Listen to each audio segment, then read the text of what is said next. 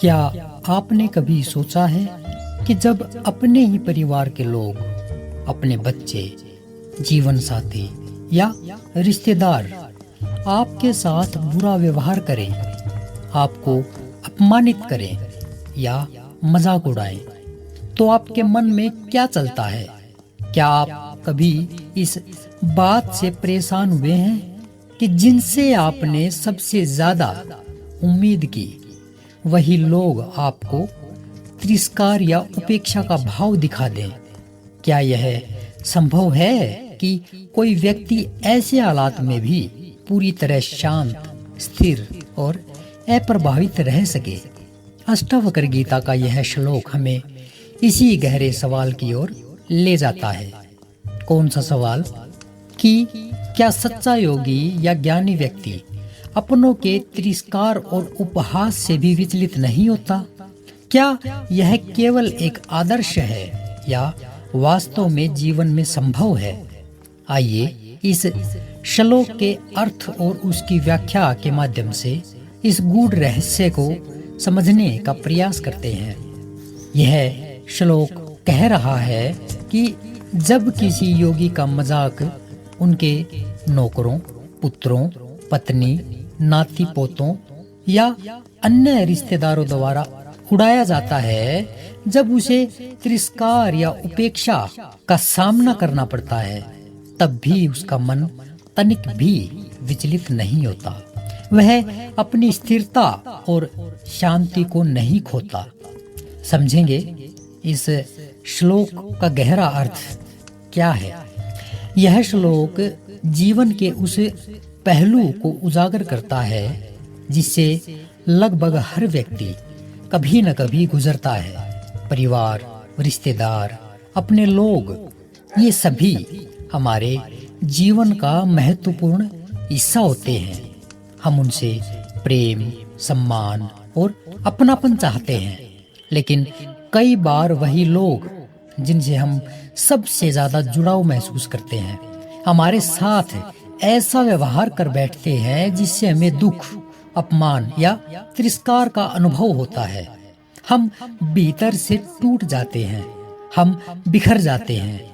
कभी कभी हमारे अपने बच्चे, जीवन साथी, नाती पोते या अन्य रिश्तेदार हमारे विचारों और जीवन शैली का मजाक उड़ाते हैं, हमें नीचा दिखाते हैं या हमारी उपेक्षा करते हैं, अपमान करते हैं। ऐसे समय में मनुष्य का मन स्वाभाविक रूप से आहत हो ही जाता है। क्रोध, दुख और निराशा से उसका मन भर ही जाता है। हम सोचते हैं कि जिनसे हमने सबसे ज्यादा उम्मीदें की थी, वही हमें समझ नहीं पा रहे, हमें तिरस्कार कर रहे हैं। लेकिन अष्टावक्र गीता का यह श्लोक कहता है कि सच्चा योगी या ज्ञानी व्यक्ति इन सब स्थितियों में भी अपने मन की स्थिरता और शांति को नहीं खोता। उसके लिए बाहरी सम्मान या अपमान, प्रशंसा या तिरस्कार सब एक समान है। वह जानता है कि ये सब केवल मन की धारणाएं और समाज की अपेक्षाएं हैं, जिनका उसके असली स्वरूप से कोई संबंध नहीं है।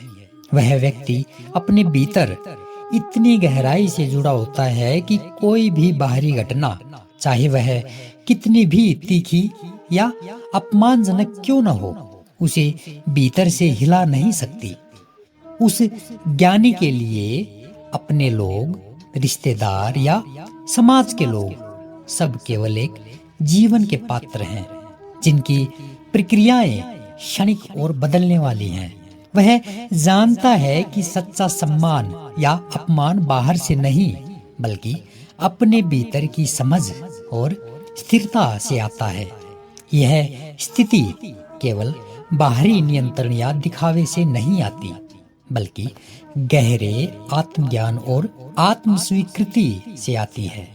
जब व्यक्ति जान लेता है कि उसका असली स्वरूप इन रिश्तों, पहचानों और समाज की अपेक्षाओं से परे है, तब वह स्वतः ही इन सब तिरस्कारों और उपहास से यानी कि अपमानों से ऊपर उठ जाता है। उसके लिए जीवन का हर अनुभव, चाहे वह सुखद हो या दुखद, केवल एक अवसर है अपने भीतर की शांति और स्थिरता को और गहरा करने का। वह किसी भी परिस्थिति में, किसी भी व्यक्ति के व्यवहार से अपने भीतर की शांति को नहीं खोता। यही सच्चे योगी और ज्ञानी की पहचान है। क्या पहचान है? कि वो अपने भीतर स्थिर बना रहता है। इस श्लोक के माध्यम से अष्टावक्र जी हमें यह सिखाते हैं कि सच्चा योगी या ज्ञानी बाहरी तिरस्कार, उपहास या अपमान से कभी विचलित नहीं होता। जब हम अपने भीतर की शांति और स्थिरता को पहचान लेते हैं, तब कोई भी बाहरी घटना, चाहे वह कितनी भी तीखी क्यों न हो, हमें भीतर से हिला नहीं सकती। अंततः क्या हम भी अपने जीवन में ऐसी स्थिरता और आत्मविश्वास प्राप्त कर सकते हैं? क्या हम भी अपनों के व्यवहार से ऊपर उठकर अपने भीतर के आनंद और शांति को पहचान सकते हैं? यह श्लोक हमें इसी दिशा में सोचने और आगे बढ़ने की प्रेरणा देता है। तो आप सभी ज्ञान पिपासियों को कल फिर मिलेंगे एक और नए सूत्र के साथ। तब तक के लिए नमस्कार।